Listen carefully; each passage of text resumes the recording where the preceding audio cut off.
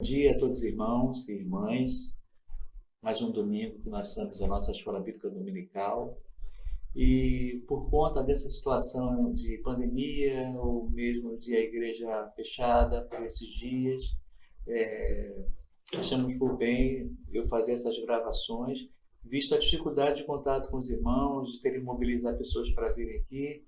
Então, estarei fazendo até durarem o fechamento da igreja, até esse tempo durar, estarei fazendo as gravações da nossa Escola Bíblica Dominical.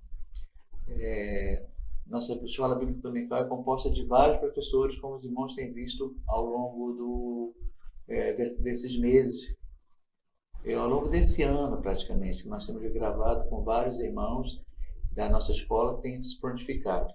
Mas por conta dessa questão de fechamento, da dificuldade nossa de contato, da dificuldade de estar se deslocando para vir aqui, então, combinando com o nosso pastor, estarei fazendo, enquanto durar esse período de fechamento da igreja, estarei fazendo as gravações. Então, esse é o motivo de eu estar aqui nesse terceiro domingo, né? Trabalhando com os irmãos com a lição.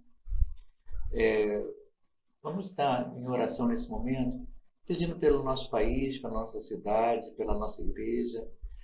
Ao longo da semana nós temos visto, né, através das lives de oração e através do próprio culto de oração, quantas situações difíceis e quantas situações de enfrentamento de doenças, nas mais diversas, não apenas de Covid, a igreja e os irmãos da cidade têm enfrentado. Nossos familiares, nossas pessoas queridas, vizinhos, irmãos, de outras denominações, de outras igrejas, estão enfrentando isso. Vamos orar? E do Senhor misericórdia e nos ajude na superação desse tempo difícil, mas o tempo que o Senhor tem se revelado e o tempo em que a gente mais precisa estar conectado e junto com o Senhor. Oremos. Pai, muito obrigado por mais um domingo que o Senhor está nos concedendo. Entregamos nas tuas mãos agora, Pai, esse dia. Entregamos nas tuas mãos essa semana que agora se inicia. Para que seja uma semana de bênçãos. Que o Senhor venha nos ajudar a passar por essa tempestade, por esse vale, Pai. Vale da sombra e da morte. Mas Tu estás conosco, como diz a Tua palavra. Muito obrigado, Pai, porque a Tua presença é constante, a Tua presença é real. E a Tua presença é consoladora, é confortadora, nos anima, nos fortalece para que a gente não sucumba no meio de tantas doenças e tantas notícias ruins. Eu quero te agradecer pela tua presença e quero lhe pedir que o Senhor venha continuar abençoando a nossa igreja, nosso pastor, toda a liderança pastoral, toda a liderança dos ministérios, todos os irmãos das mais diversas localidades que estamos agora conectados, à distância, sim, mas todos unidos pelo mesmo Senhor. Abençoe a nossa cidade, abençoe o prefeito, abençoe toda a equipe dirigente da parte de saúde, dos hospitais, da clínica de saúde da família, dos postos de saúde, da UPA. Abençoe os irmãos que trabalham nessas áreas, na área da hospitalar, que eles estejam e sejam guardados pelo Senhor. Muito obrigado por essa oportunidade. Abençoe o estudo desta manhã, que Ele possa falar aos nossos corações. Em nome de Jesus, amém.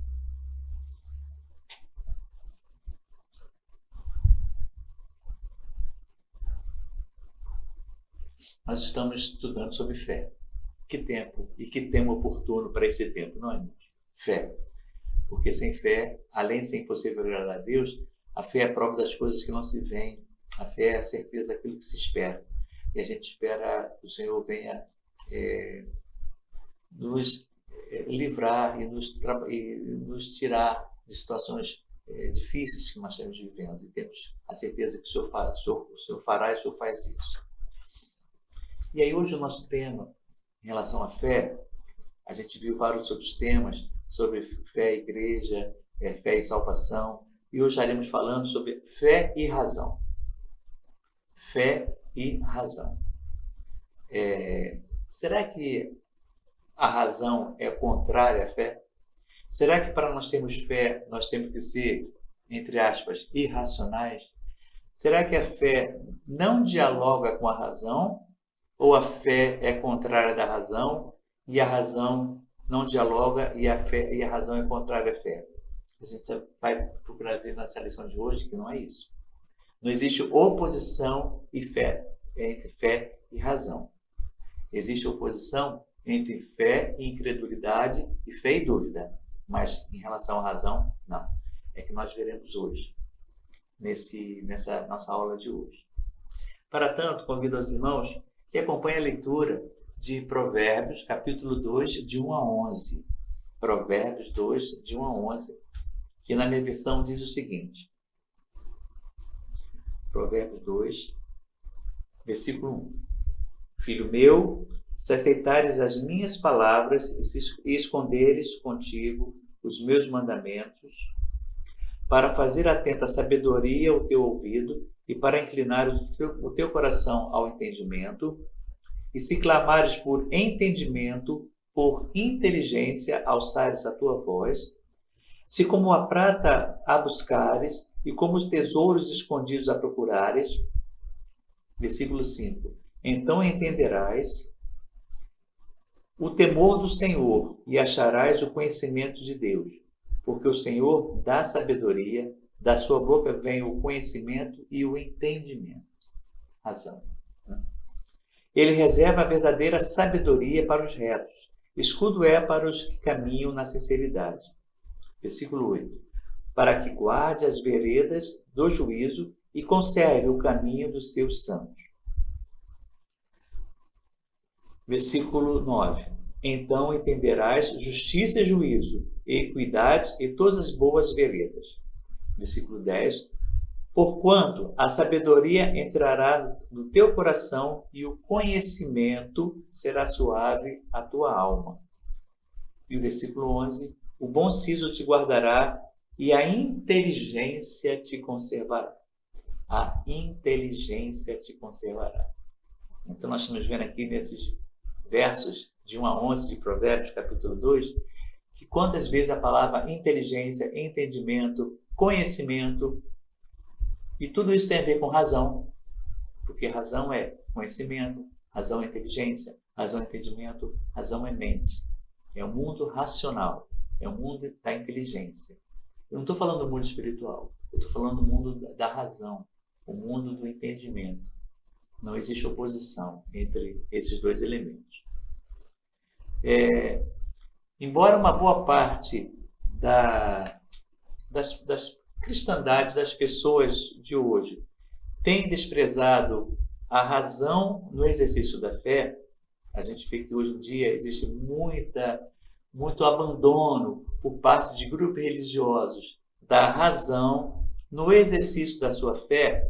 Como alguns têm dito, o anti-intelectualismo invade o meio cristão, que muitas vezes eles estão tendo uma fé cega, uma fé simplória, uma fé absurda e uma fé que tem sido de muita ignorância, inclusive dos preceitos bíblicos.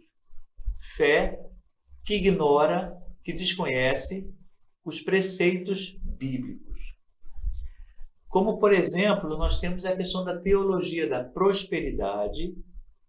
A teologia professa por muitas igrejas, em especial as chamadas neopentecostais, em que ela vai divulgar um tipo de fé contrária à inteligência. É a fé mística, é a fé nos amuletos, é a fé nos sal ungido, é a fé nos objetos do templo, como, por exemplo, arca, como, por exemplo, anjos, como, por exemplo, sal grosso, caminho de sal, dentro de igrejas ditas evangélicas, abandonando completamente, não apenas a inteligência, mas abandonando uma fé bíblica. O texto que fundamenta o nosso estudo de Provérbios, capítulo 2, ele apresenta a sabedoria como sendo uma dádiva de Deus. E todos devemos buscar a sabedoria e buscar a inteligência e desenvolver o nosso conhecimento para que a gente possa discernir com justiça e com direito, com certeza, as experiências da palavra de Deus e experiências com Deus. Portanto, meus irmãos, já estamos vendo que fé não é oposto de razão. Pelo contrário, a razão verdadeira, ela acompanha a fé. E a fé, ela vai ser baseada num culto racional, num culto da razão. Não um culto louco, insensato, completamente desprovido de lógica, mas um culto provido da razão, no nosso mais completo sentido. Entretanto, não quer dizer frieza, quer dizer espiritualidade. Quando eu digo racional, não estou dizendo frio, mas estou dizendo que você usa com sua inteligência. Fé e razão, privilégio concedido aos que desejam viver uma vida cristã saudável. Uma vida cristã saudável precisa desses dois binômios, fé e razão. Desprezar a mente no exercício da fé é fazer pouco caso de um privilégio dado por Deus. Ora, desprezar nossa mente é fazer pouco caso da mente que o Senhor nos deu, fazer pouco caso de algo que o Senhor nos concedeu, seres racionais. O escritor de Provérbios, ele no versículo 6 e 7, que nós lemos, ele diz: o Senhor dá sabedoria e da sua boca vem a inteligência, ou entendimento. E ele reserva a verdadeira sabedoria para os retos, o verdadeiro conhecimento para os retos, para quem são puros de coração. Versículos 6 e 7, que nós lemos. Um famoso teólogo, hoje já falecido, canadense, chamado John Stott, ele salienta dizendo o seguinte: Deus fez o homem à sua própria imagem. E um dos aspectos mais nobres da semelhança de Deus é a capacidade de pensar. Olha que coisa fantástica. Deus, ele concedeu ao homem um dos aspectos mais nobres da semelhança a Deus. Ele diz que nós somos semelhantes a Ele, né? Somos semelhantes ao Senhor. Quando Ele fez o homem, a imagem e semelhança de Deus o criou. E uma das capacidades é a capacidade de pensar. Deus não é um Deus racional. Nosso Deus pensa e nos deu essa capacidade. E somos os únicos seres racionais que o Senhor criou e colocou sobre a terra. Deus nos dotou com a capacidade de raciocinar, de refletir, analisar e comparar. Aqui não se trata de racionalizar todas as questões que se aplicam à fé. Não é eu querer racionalizar e colocar a minha fé num quadrado do tamanho da minha mente, num quadrado do tamanho do meu entendimento. Não é isso. Mas é utilizar a mente de tal maneira que ela seja, ao lado da fé, um instrumento dado pelo próprio Deus. Coisa maravilhosa, né, irmãos? Colocar a sua fé ao lado da sua mente para que ambos sejam instrumentos usados pelo próprio Deus. E a gente observa que esse instrumento dado por Deus para uma vida cristã consciente, para ter uma vida cristã consciente, madura, séria diante do Senhor. Apóstolo Paulo, ele em 1 Coríntios, capítulo 14, versículo 15, ele fala: orarei com o espírito, mas também orarei com a mente. Irmãos, marque esse versículo. 1 Coríntios 14, 15. Orarei com o espírito, mas também orarei com a mente. Cantarei com o espírito, mas também cantarei com a mente, ou com inteligência, ou com entendimento. Assim, se fomos criados por Deus, separado e distinto dos animais irracionais, precisamos fazer bom uso da mente para não desenvolver uma fé, além de matura, uma fé infantil, uma fé que não é madura, uma fé que não reconhece os avanços de Deus. É uma fé dependente de muitos elementos, uma fé infantil. É preciso que o cristão se livre do infantilismo espiritual, que graça muita gente, no qual muitas vezes ele está vivendo, e que todos cheguemos, como diz 1 Timóteo 2,4, ao pleno conhecimento da verdade. Ao pleno conhecimento da verdade. Fé e razão são privilégios concedidos por Deus a todos que desejam viver uma vida cristã saudável. São virtudes que devem andar juntas de mão dada. Fé e razão. Então não existe oposição. Existe comunhão entre as duas. Segundo tópico.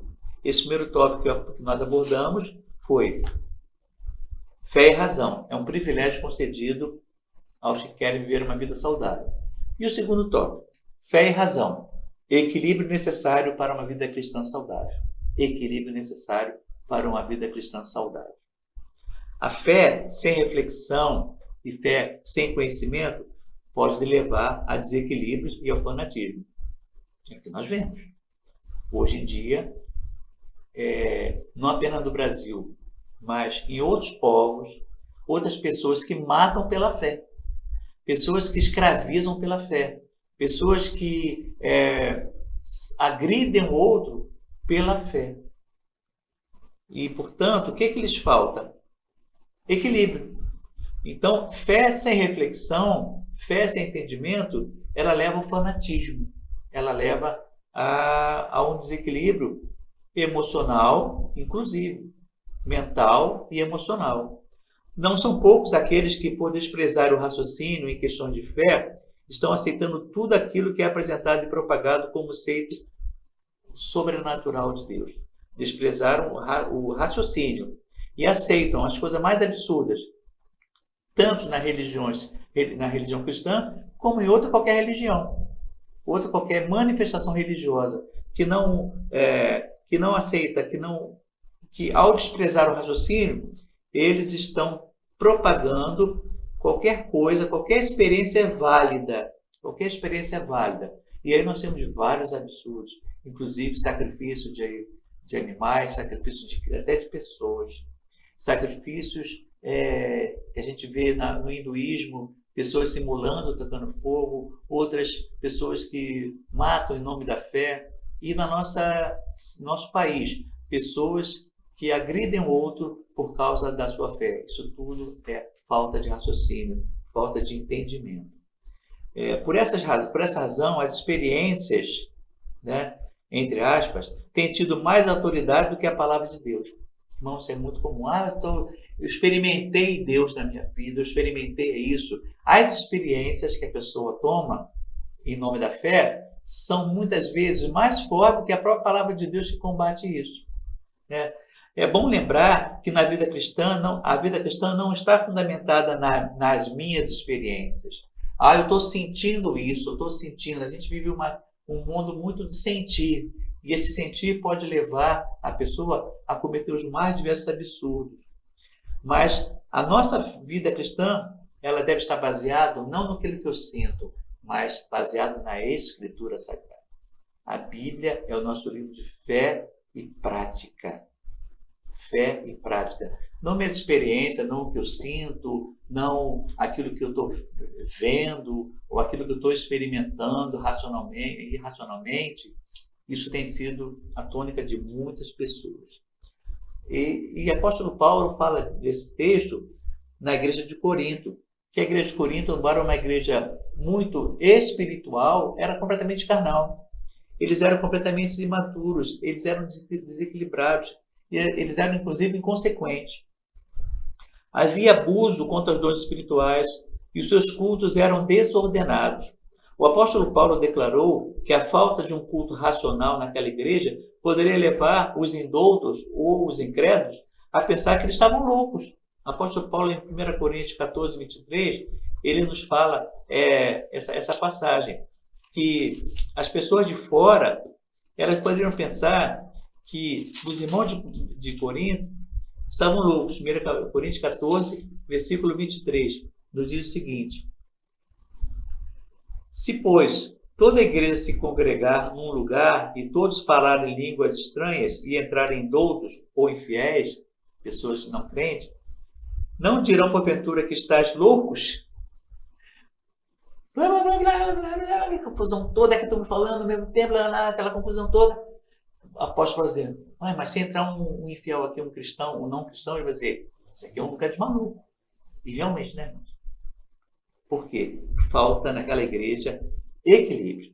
Faltava naquela igreja equilíbrio. Essa falta de equilíbrio muitas vezes leva ao escândalo e expõe o evangelho à vergonha. São atitudes extremadas que não revelam coerência com o evangelho bíblico.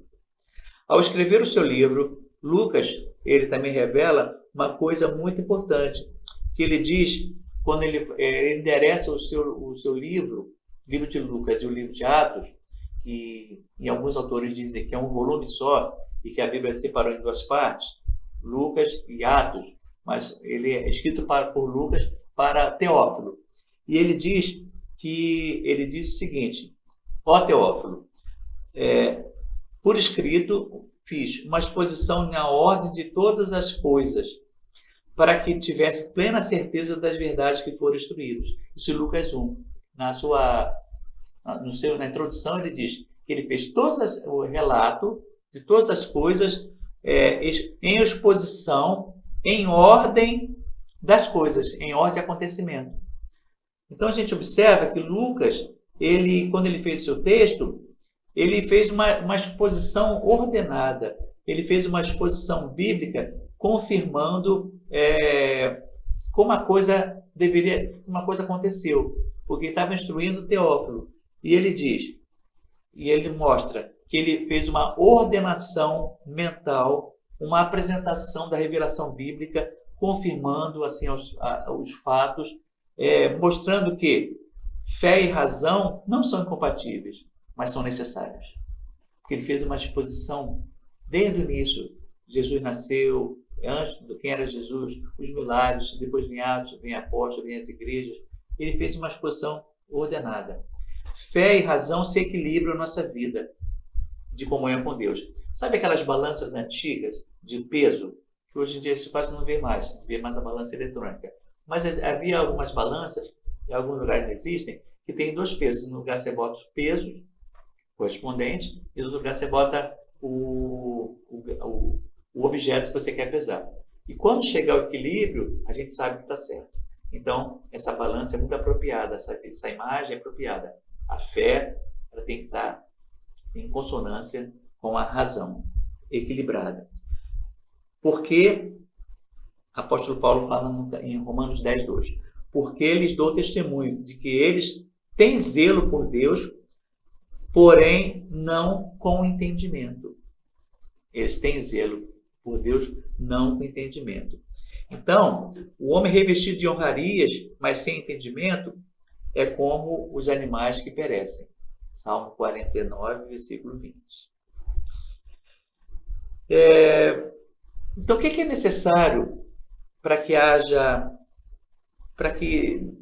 a gente evite insensatez na vida cristã? Efésios 5, 17 diz: por essa razão, não vos torneis insensatos, mas procurai compreender qual a vontade do Senhor.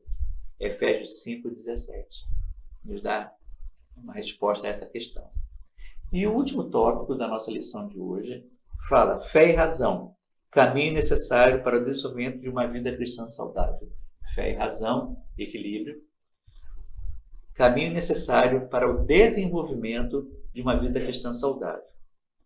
O texto que a gente leu de Provérbios 2, de 1 a 11, ele indica, entre outras coisas, que o uso da inteligência é percorrer o caminho certo para o desenvolvimento de uma vida cristã. A nossa vida cristã ela vai ser desenvolvida com o caminho pelo uso da inteligência.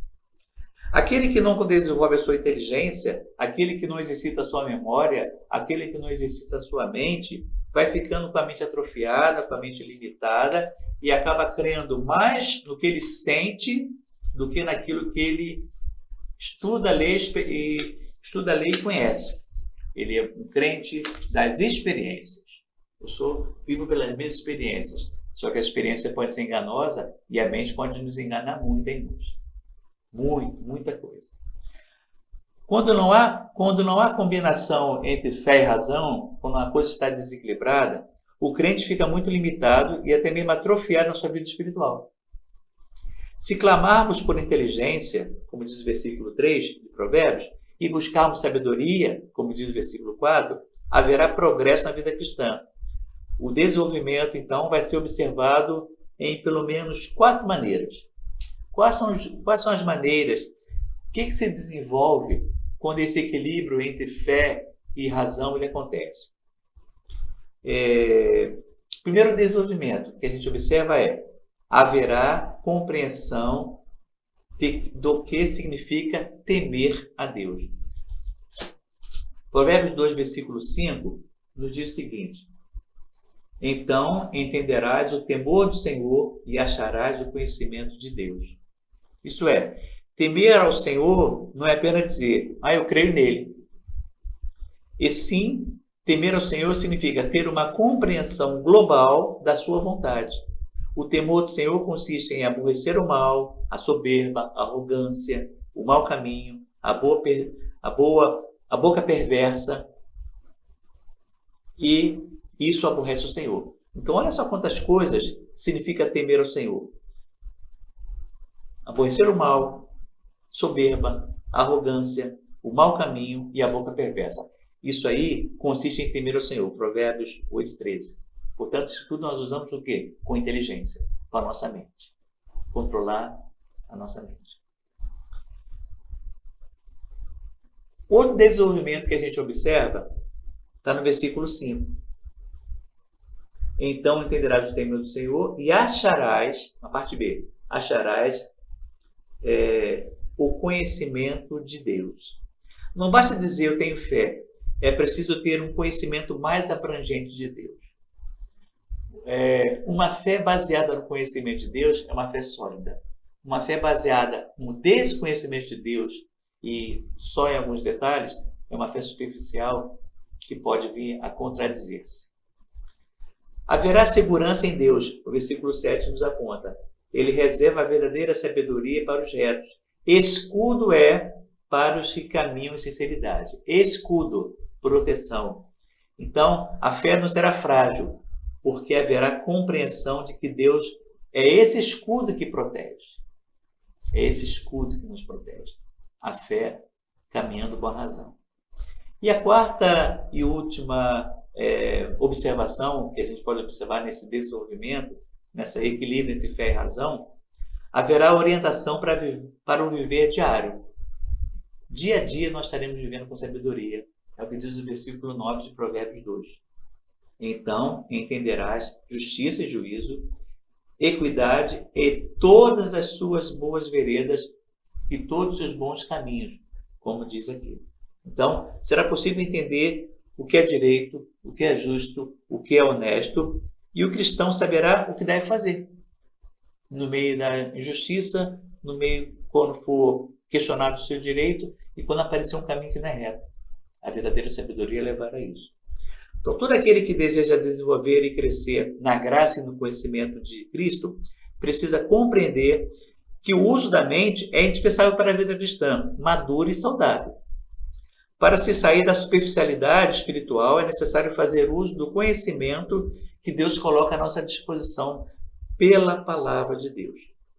Porém, sem humildade, submissão a Deus e dependência do Espírito Santo, a fé e a razão pode produzir frutos para o reino de Deus. Não pode produzir frutos para o reino de Deus. Sem humildade, sem submissão a Deus e sem dependência do Espírito. A fé e razão não vai poder desenvolver nada. É necessário esses 3 elementos para que a gente não torne um racional, frio, calculista. Não, só vejo aquilo. É o extremo do desequilíbrio. Então, irmãos, na vida cristã não pode haver extremos. Nós temos que ter senso de equilíbrio, senso de oportunidade.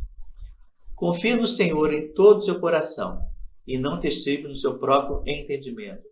Assim diz Provérbios 3:5.